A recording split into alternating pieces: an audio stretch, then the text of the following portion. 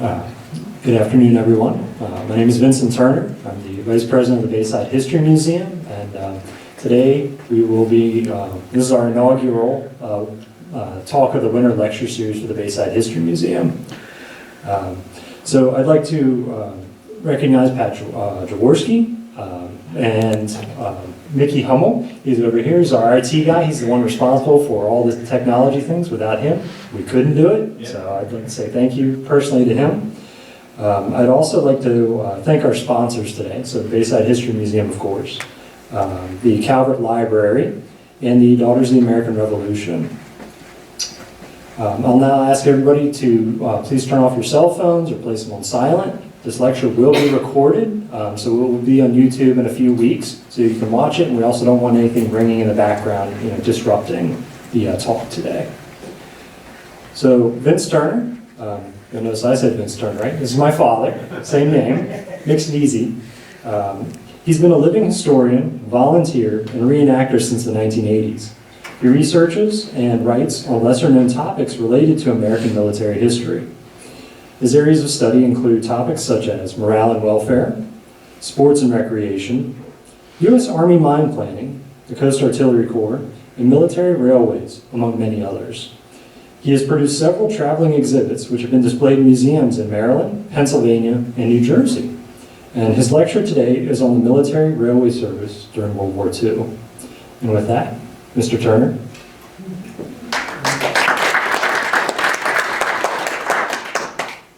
You may want to hold the applause till after we present. Just for everybody who's watching today online, when this gets on YouTube, this is not our normal attendance. The National Weather Service, on behalf of myself, has announced we're getting 4 to 8 inches of snow tonight. So my wife and my daughter were out shopping today, and they said it's the end of the world. So this will be the last presentation you see during your lifetime, and I hope you enjoy it. All of our exhibits, as Vincent identified, are dedicated to America's military history. This particular presentation, I was telling Larry Jaworski earlier, was presented here in this hall during this month exactly 8 years ago. But we've updated it. We also have a very comprehensive traveling exhibit. If we have time today, we'll show you some slides for that. It's called America's Military and the Railway System. So, without further ado, let me ask you a question first out of the box. Now, there are a couple young people here, so this may be an appropriate question. Is there anybody who has never traveled on a railroad? Okay, well that's good. That's better than I thought we were going to get. So we don't have to go into what is a railroad or anything today? Okay. Well, believe it or not, there was a time when railroads moved most everything in this country that had to travel between borders, across state lines, before the interstate highway system, and large long-haul trucks. Railroads moved most commodities in this country, along with people. So there were bus lines around during the Second World War, but they did not have the extensive network that they would enjoy later. So what I decided to do this morning, I sort of flipped this presentation. Originally we talked about moving the military subsequent to the military railway service part of the presentation. But then I thought about it, and I think what we've lost over time, because we don't really travel by train much anymore, is how important the military railway service was in the context of how things were transported. So we're going to start with a little bit about moving the military. Now, there are a lot of numbers in this presentation, because if you've ever done property and material management or logistics, it's all about the numbers, okay? Now, I'm sure we had some railroad aficionados in the audience. Raise your hand. No? Wow. Okay. There are people who will say, well, that's not the right percentage, or that's not the right number. I will tell you this, as any other researcher will tell you, the numbers don't always agree. It's based on the source. Most of the information that I've compiled here is from the military sources, or the American Railway Association. And they're from period publications, not documentation or books that were written later on. So this is all from first source. Okay, so let's see what we can tell you a little bit about railroads at the time.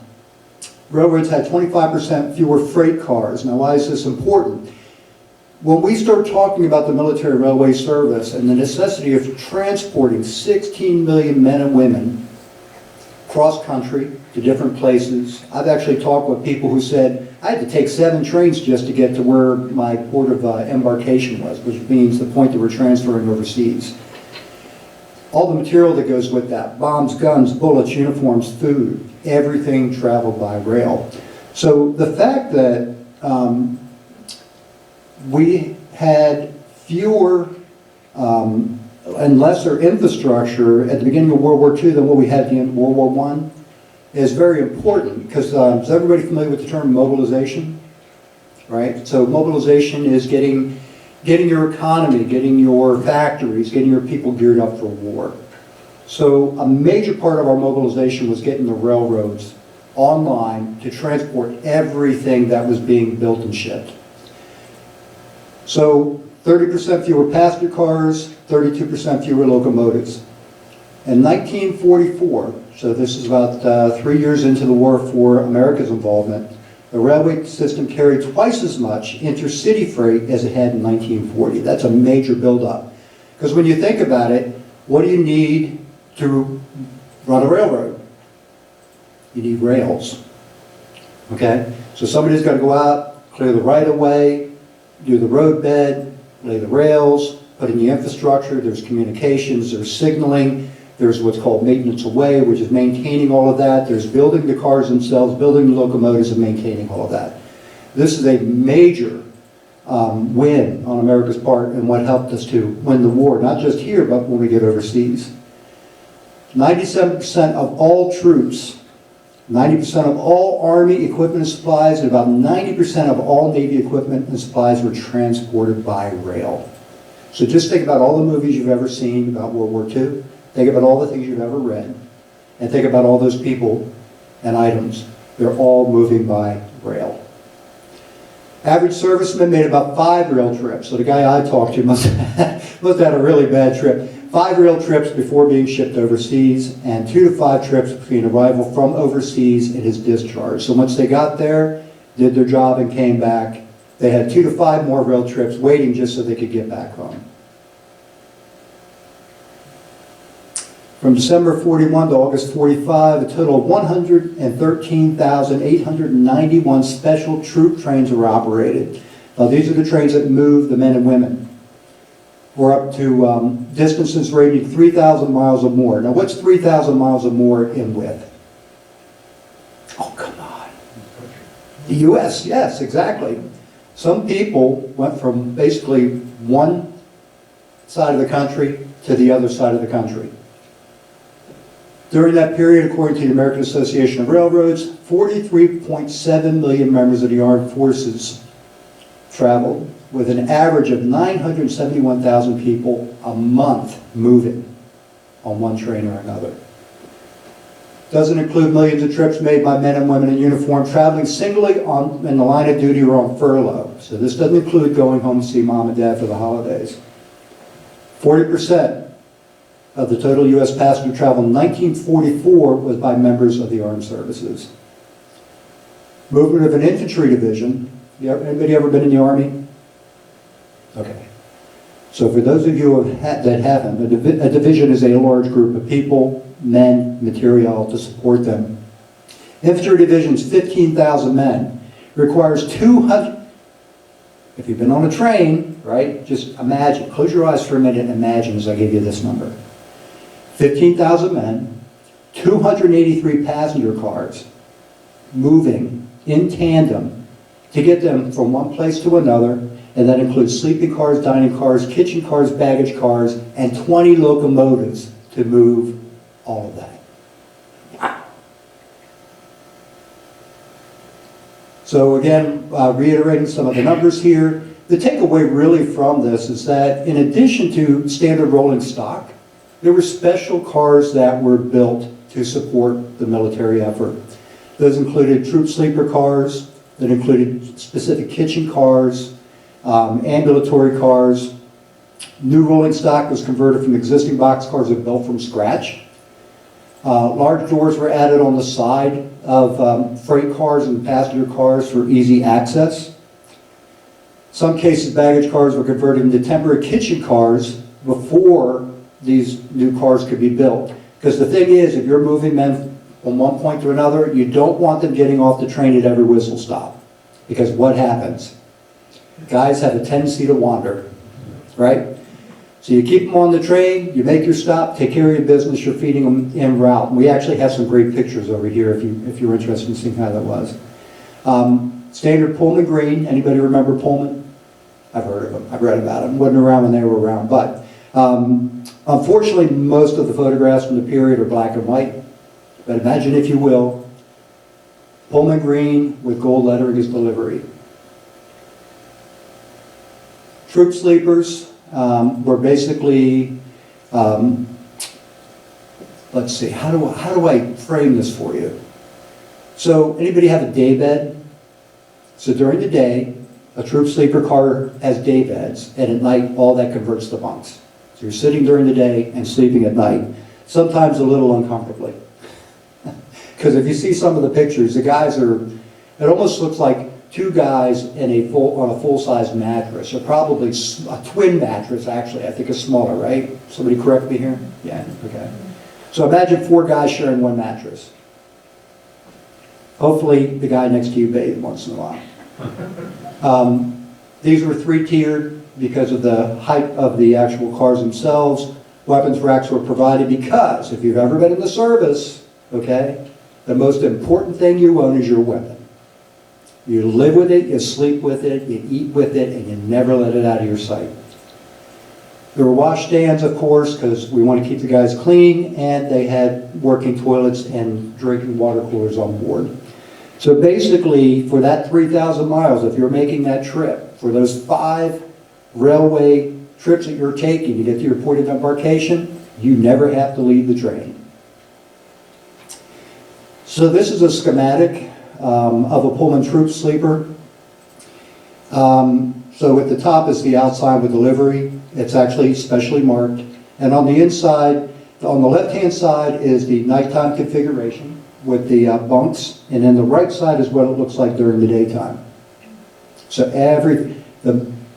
you gotta love the Army, and you gotta love the railroads, because whoever sat down and figured this out was an engineering genius. These are just some pictures. Might be a little bit hard to see from where you're at. The B&O Railroad Museum, I actually had the opportunity to do some exhibits there many, many years ago. And they had one of the original troop sleeper cars. And if you were one of the people that would stay overnight for the event, you got to sleep in it. Unfortunately, I was never able to do that. But the guys told me, it's a once-in-a-lifetime experience. Thank you. So we were talking earlier about cramped quarters on the troop sleeper. This is you and 2 of your best friends stretching out your legs between seats trying to get a nap. The one in the middle is another picture of you snuggled up to your buddy. Nothing going on, of course. And then to the far right, as I said, you took your meals on the train. And guess what? They even had military police, because the role that I portray in the 746th Railway Operating Battalion Living History Group is an MP. So, in addition to everything you need, you got somebody to watch out for you. So, kitchen cars, specially built. U.S. Army cooks were on board. They had coal. Now, can you imagine running down the road 3,000 miles to your next destination? You've got a hot fire going, right? So, just like on ships, they built specific beds to put the stoves on to keep, from burning through the floors of your Pullman. Because somebody asked me that question, oh my God, what do you do in case of a fire? And so there was a lot of work that was done to engineer it so that you could actually have working stoves on board without having to worry about burning a hole in the floor or losing your stove. Everything was reinforced. Cars were equipped with 2 200-gallon cold water tanks, 40-gallon hot water tanks. That's more than you got at home, right? Okay. Supplies were stocked on open shelves, marine top railings. If you've ever seen a picture of an inside of a ship, right? Basically, you're just reaching over a small rail which keeps things from coming off. I've had people ask, like, what is a marine-style railing? Bread lockers, large refrigerator series of built-in cabinets and drawers. So over here, what we see on the right, we see two men who are servicing one of the stoves that are in one of these kitchen cars. And you could see, I got to stay on this side of the mic, you could see the base. So I'm going to point this out. Excuse me. Oh, that's right. I got a poker. So right here's that base that we were talking about, which elevates it off the floor. It's specially constructed to deal with heat dissipation so that we do not have accidents. I've not come across any accident reports for all the millions of miles or hundreds of thousands of miles over travel related to kitchen cars. But I read more every day, so I'll let you know next time. Cars served approximately 250 men each and were typically placed in the middle of the train so that food could be served from both ends. No sense putting it all the way at the front, putting it all the way at the rear. You want it right in the middle so you have central service. There we go. All right. Hospital trains. So hospital trains themselves, the origin goes all the way back to the American Civil War. So this picture that we see on the left is from, I think it's from it's Harper, sorry, of a converted boxcar with basically slats, right, bunks that were built to transport injured men across, the rails. I've actually been in a period or mock-up of a Civil War rail car, and I think I'd pick the wagon first because it is just the whole way. You feel every bump in the road.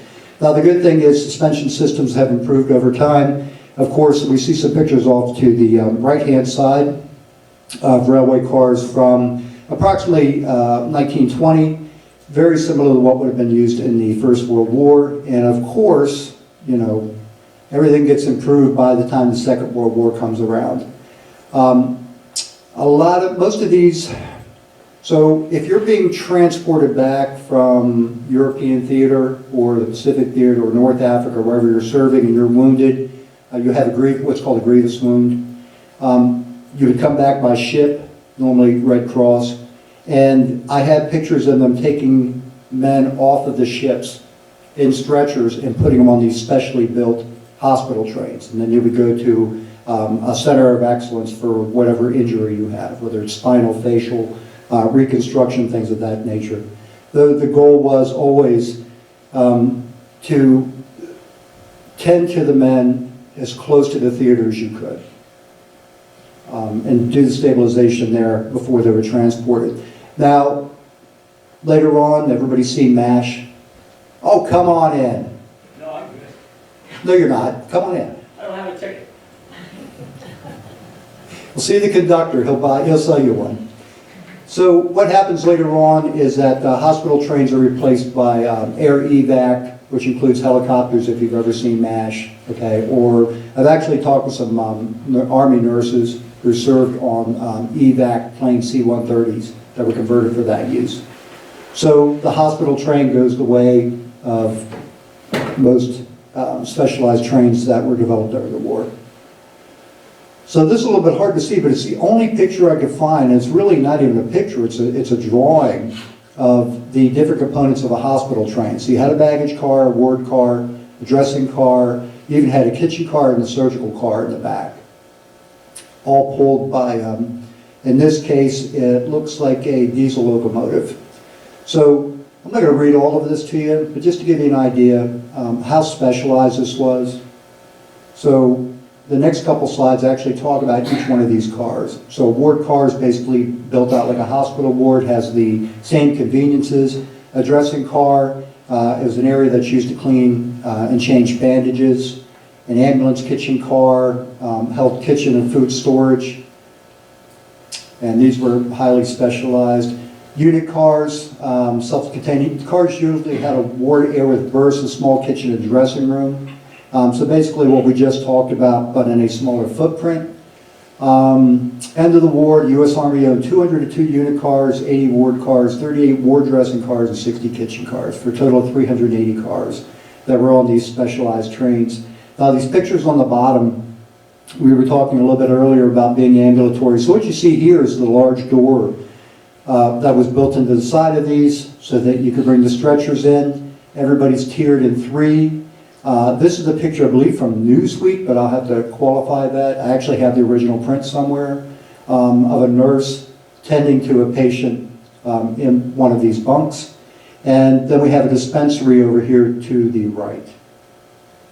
So the idea was you could do most things on the hospital train that you could normally do in a hospital itself. So this is just a simpler layout. I'll leave it up for just a couple seconds if you want to look through it. I actually met a gentleman during one of our exhibits a few years ago who has researched this. He knows everything about hospital cars from the Civil War all the way up to Vietnam. And he actually helped me put this together, so I want to thank him very much. Thank you, Mike.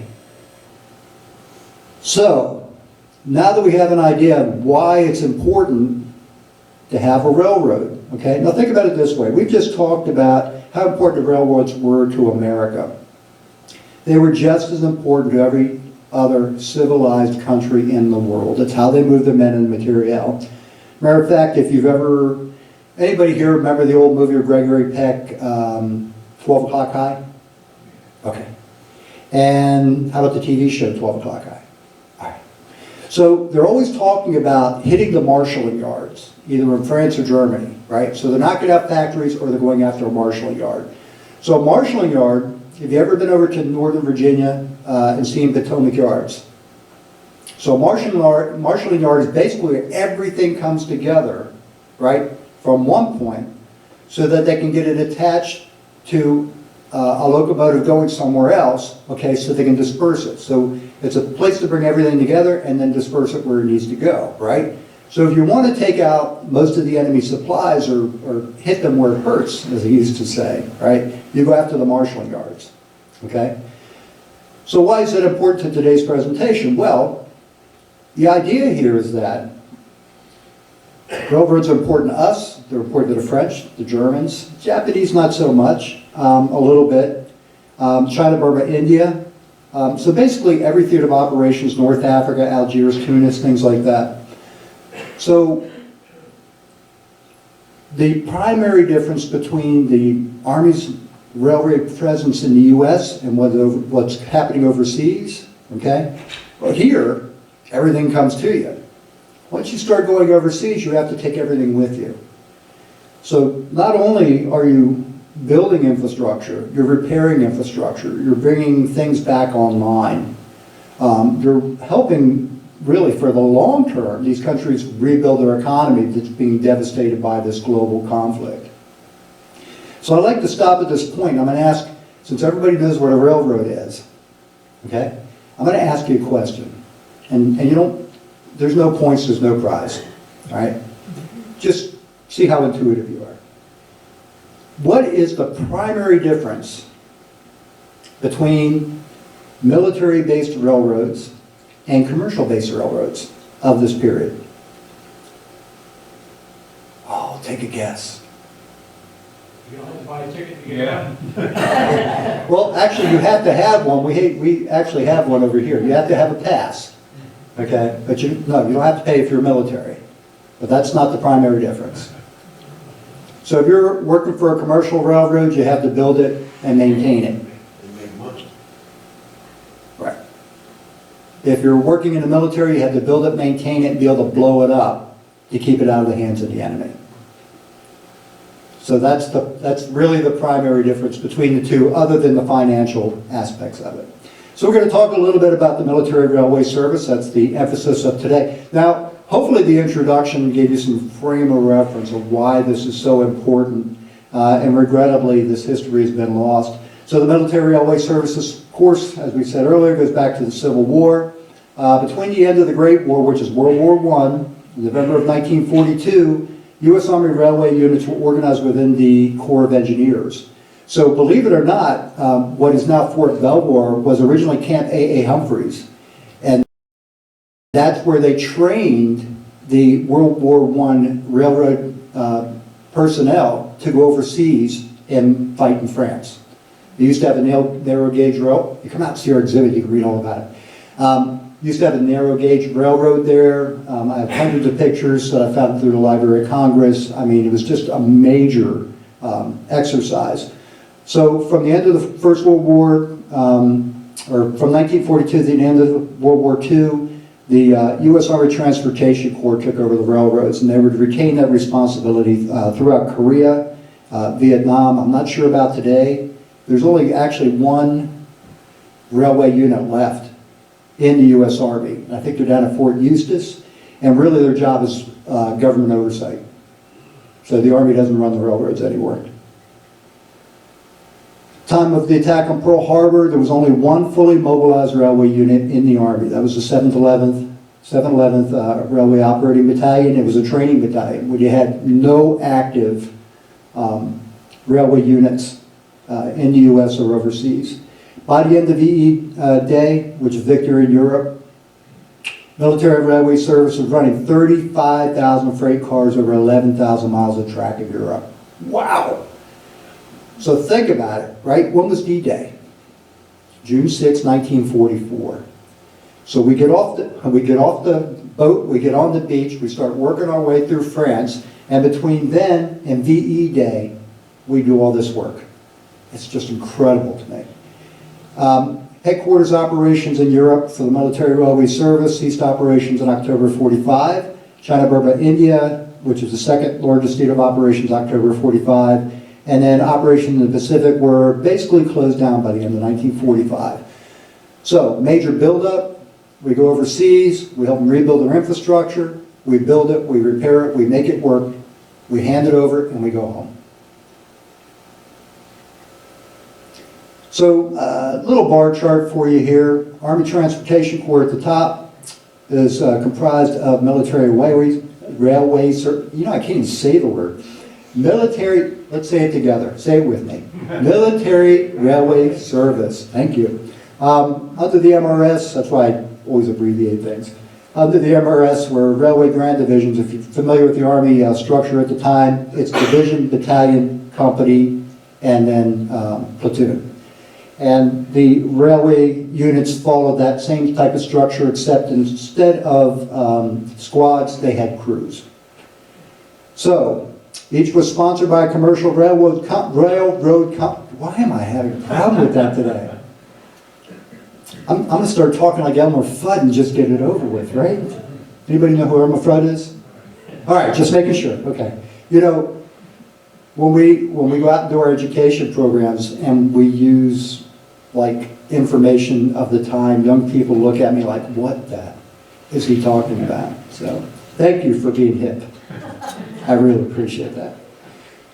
In many cases, 25 to 35% of a railway grand division, which is that higher level unit, the personnel had prior railroad experience. Now during the war, if you come see our exhibit, you can see this pairing.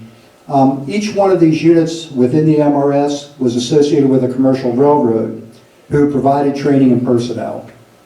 So it was a true collaboration between the military and commercial entity during the war. So a Railway Grand Division coordinated the functions of 2 or more railway operating battalions or railway service battalions. Each had headquarters, company. A lot of this is like, if you're not in the military stuff, probably doesn't make a lot of sense, but it helps with the narrative. So basically the idea here is that there's a lot of structure, because you have to have organization. Not just in the military, but to run a commercial railroad. Because what's the only thing that runs on time? Oh, come on. The railroad. At least that's what they tell me.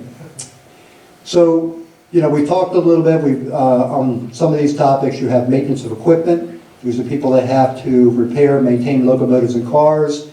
They also run the machine shop. You have engineering department. They do operation, track repair, maintenance, coaling, watering stations. Because what do you need to keep a steam locomotive running? Water. And very good. Look at you. You're picking up on this. I love it. All right. So the idea is if you build it, you have to maintain it. Storage department. These are the guys who kept the fuel reserves. These are the guys who made sure that you had access to the fuel reserves, your water, so that you could keep things running. Transportation Department, we have a really cool book over here that I picked up years ago. Actually, I think a buddy of mine gave it to me. Thank you, Matt. Was responsible for duties related to handling cars, assembling, classifying, tracing car movements. Remember we were talking about the marshalling yards? These are the guys that ran the marshalling yards. I've loaded heavy equipment on trailers before, and I can tell you there is a science to it. But the Army makes it easy because not only did they give you a nice book, they actually train you. So you might end up down at Camp Claiborne down in Louisiana. The headquarters for the military railway service was at Fort Snelling, Minnesota. And there were also some other camps around the country where you too could go train to be engineering railroad personnel.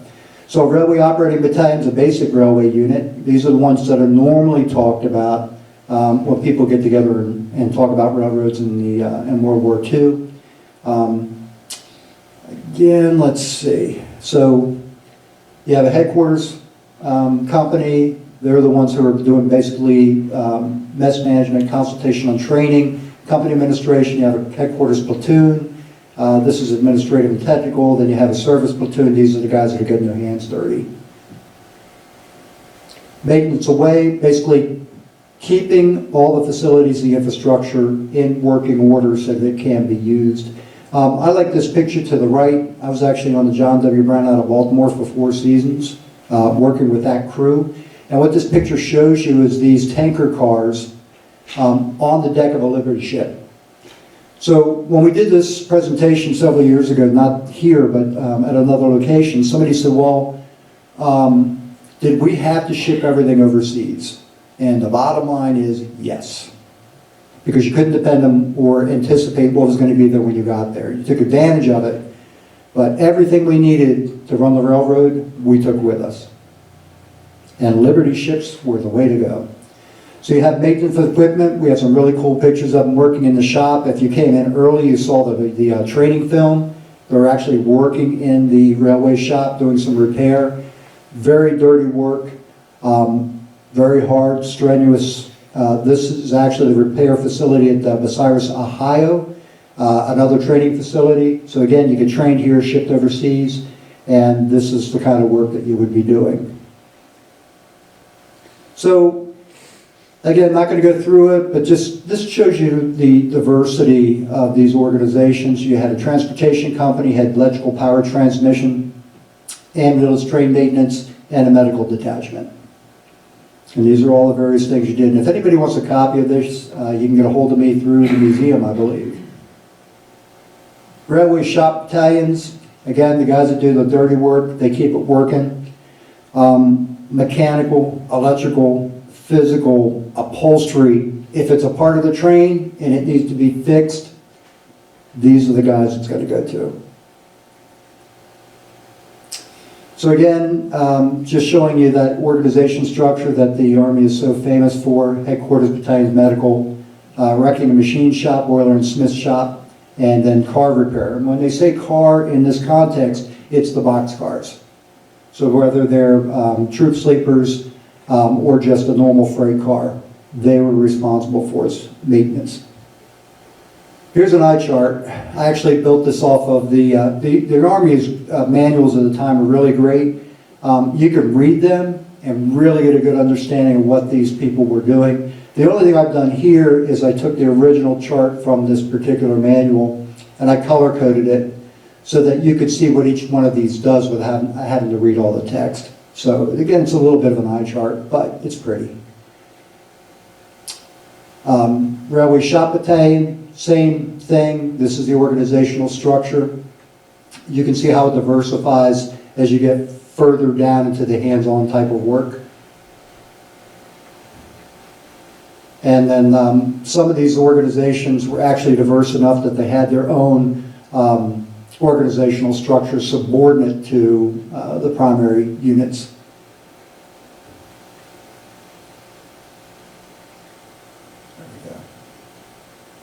So I'm just going to flash these up here. You can read them if you want, but I'm not going to read unless you want me to. I can read them to you, but I don't want you going to sleep on me. We have some more work to do today. All right, remember we were talking about sponsors? So these are the corporate symbols for all of the commercial railroads who partnered up with an Army railway unit during the war to provide training and assistance with personnel. Does anybody recognize any of these? Yeah? Okay. Let's see. So locally we have the B&O, we have the C&O, Pennsylvania Railroad. I have a couple buddies that actually work for them still. They still have a railroad, believe it or not. I'm trying to think if there's anybody else that was local. I think those are the three local ones.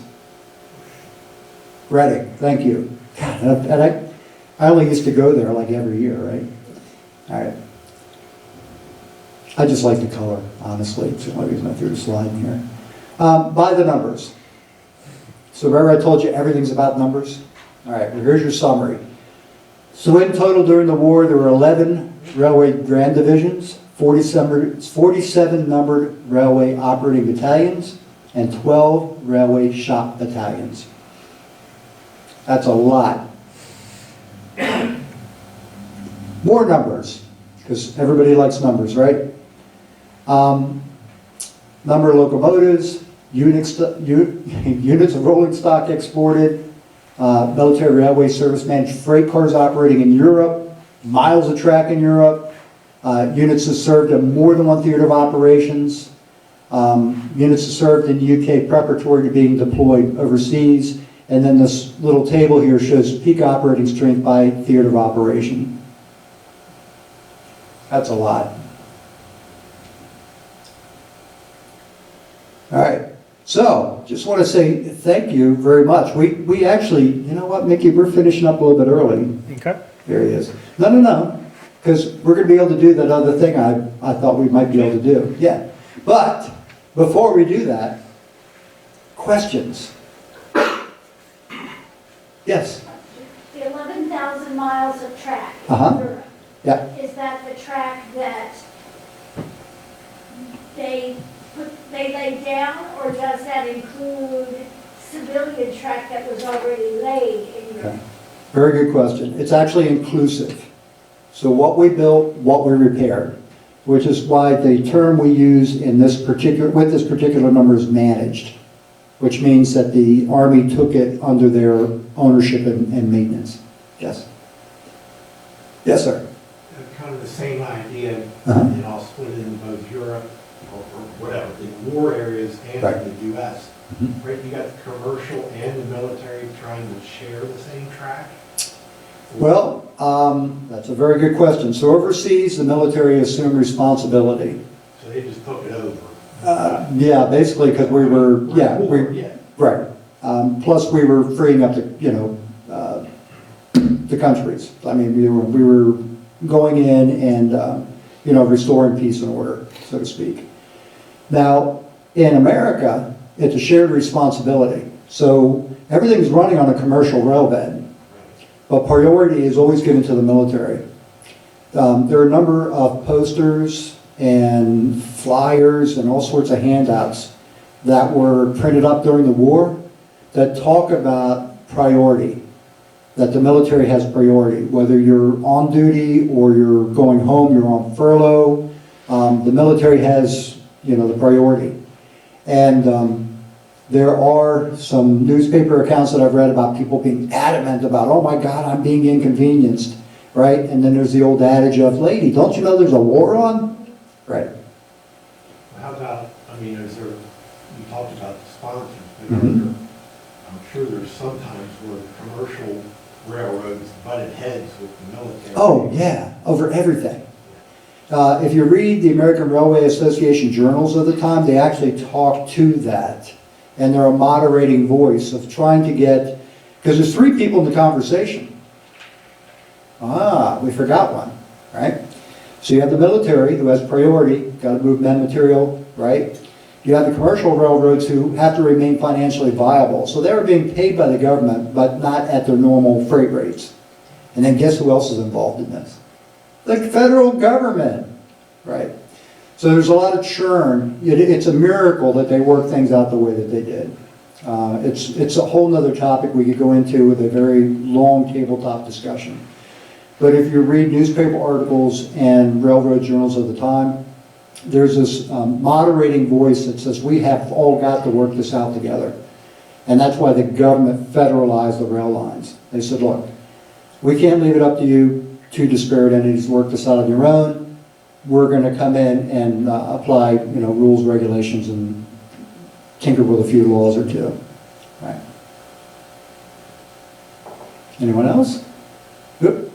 Oh, yes. How did they deal with the gauges difference? And we're showing our gauge size over there. Okay. So, this is a similar problem that the Confederate Army had during the Civil War. The Union was standardized on their railway gauge, the Confederate Army was not.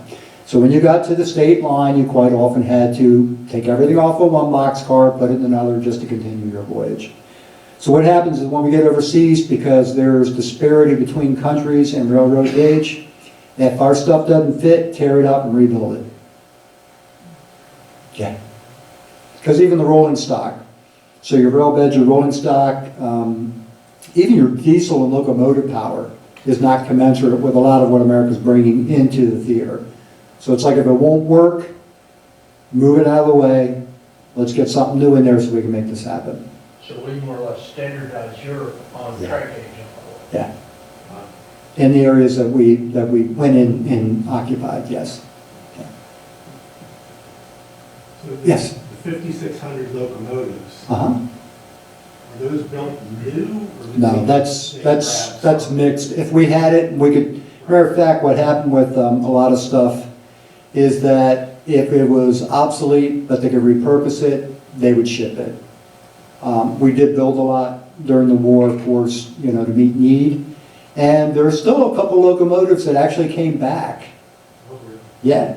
So I do not recall right offhand, but I've read the minutes of some museums from like the late 1940s.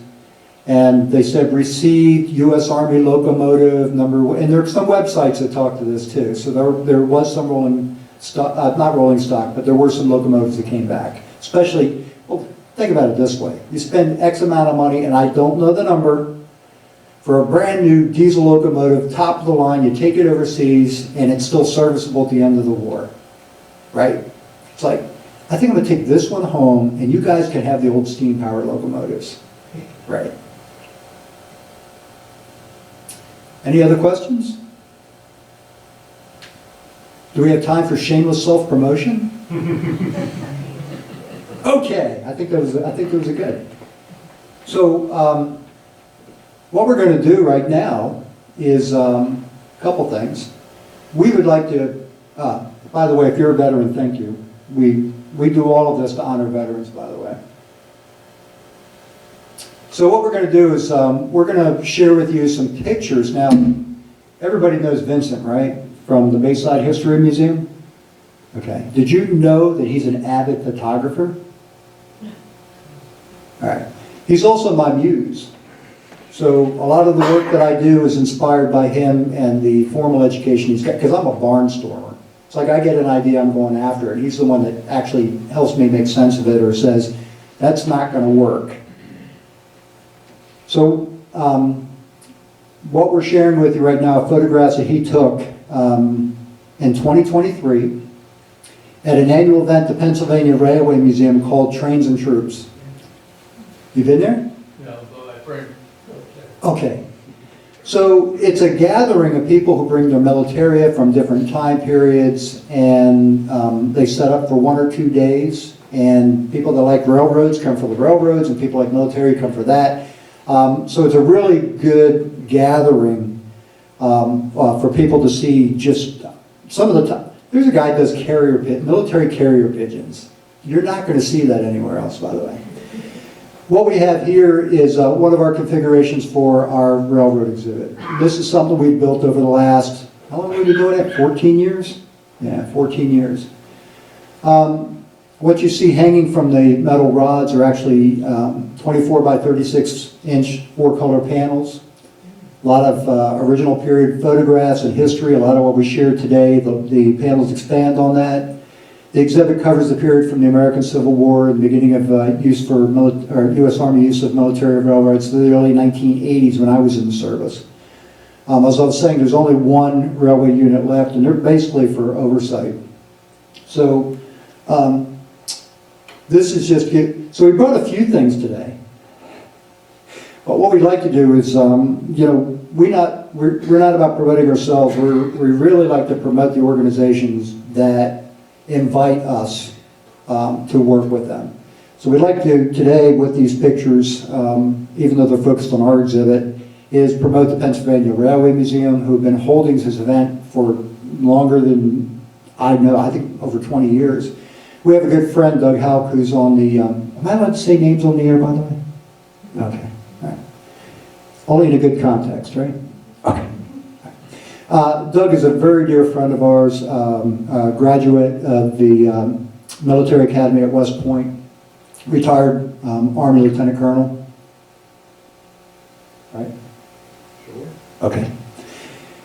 So he's the one that invited us, along with the staff from Fort Mott State Park, which is our primary place where we volunteer, to come up and support this event one year. And after the first couple of years, I looked at Vincent and I said, you know what's incredible to me? The event's called Trains and Troops. There are no exhibits on military railroads. And that's where we got the idea. So every year we configure it a little bit differently, but this is the primary configuration. I do want to thank the town of Chesapeake Beach.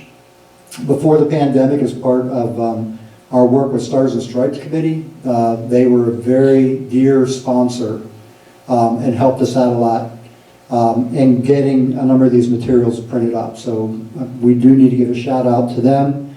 Part of this exhibit, especially the panels, would not exist without them. So we bring a little bit of everything. So, again, and look, there's real trains.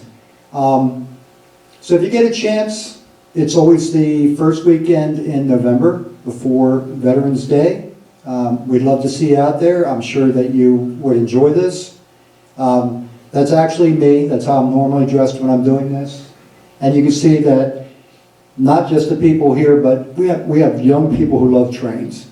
So the idea behind what we do, and this is a segue from the screen to everything on your left, is